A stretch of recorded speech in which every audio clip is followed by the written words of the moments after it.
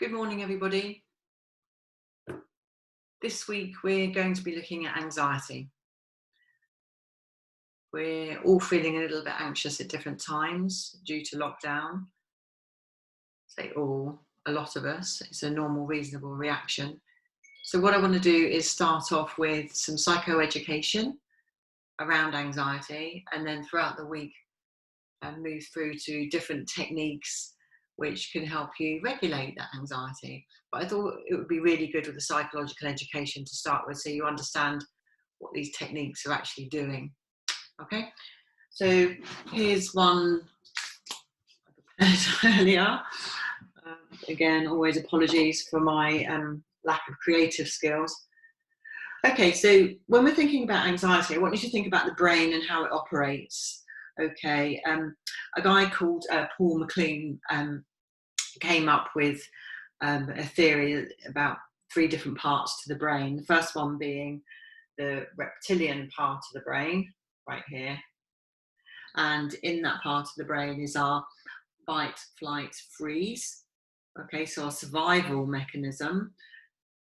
And also the part of the brain that tells us, if we're cold, we'll shiver.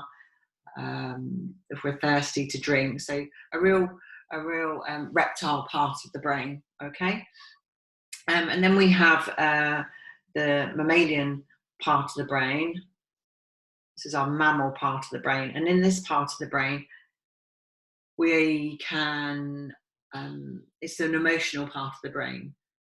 Okay, so all sorts of different emotions, particularly in this part of the brain we're able to love and nurture and care for. Okay, this part of the brain interacts with what we call our limbic system, which is our emotional system. Okay, and then the last part of the brain, the more new part of the brain, is the human part of the brain.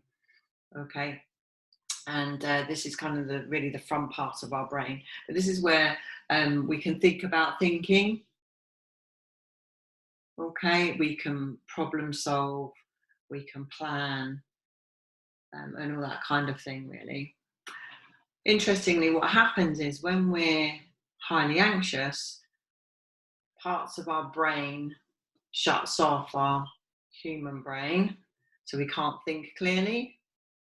Yeah, and we get involved, we start talking to our mammal brain, or if it's really, really, really high anxiety, our lives in danger, that part of the brain starts to switch off as well, and we go straight to our reptile brain, and that's the fight, flight, freeze part of our brain.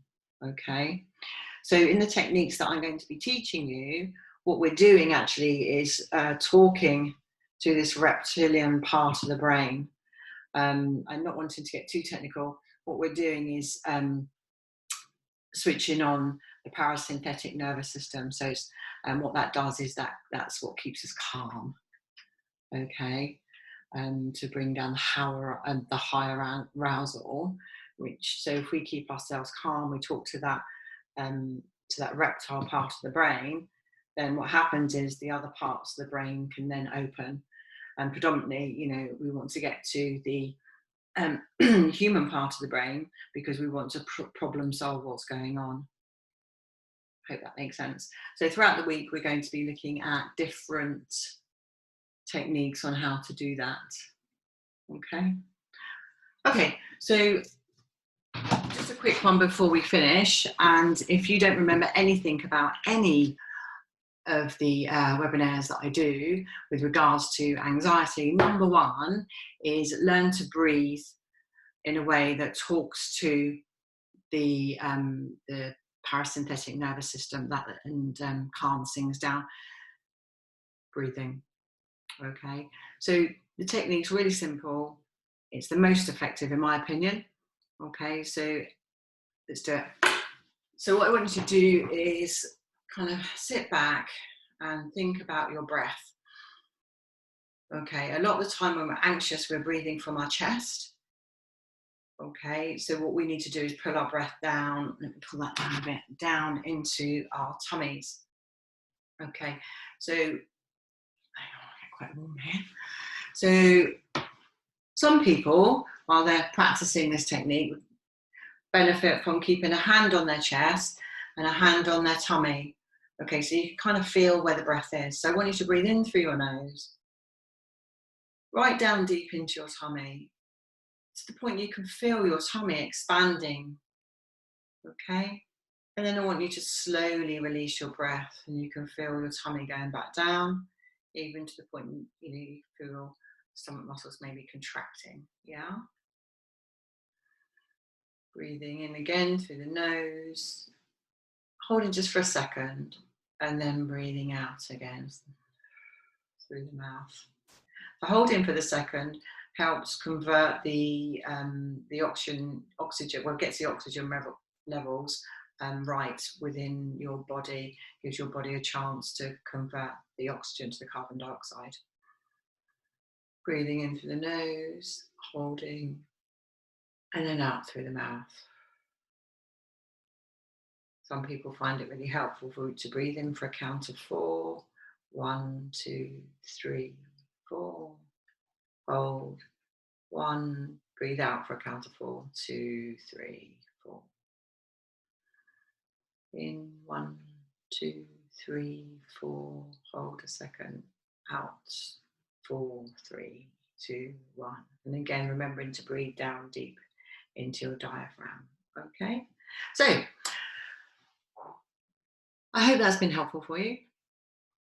My mission for you today is to practice that. I would say, any opportunity you get, really. The reason being is a lot of people save the breathing technique and for when they are actually anxious. But if you think about any new skill, it's about practicing it when we're feeling more able to take in the information. If we're thinking about the different parts of the brain, don't wait to be in reptile brain in order to practice something. What you want to have done is implanted the technique when your whole brain is functioning. So it's a automatic thing to go to rather than trying to remember how to breathe because that part of the brain isn't working, remember, when you're anxious. So practice, practice, practice. It's also a really lovely gift to yourself in these difficult times particularly, and even when we're not in a pandemic, to nurture yourself really and give yourself a chance just to take a few minutes out each day and be kind to yourself and your emotions, and it makes us a lot more effective anyway. Lovely to speak to you again, and I'll speak to you in a day or two, and stay safe. Bye bye.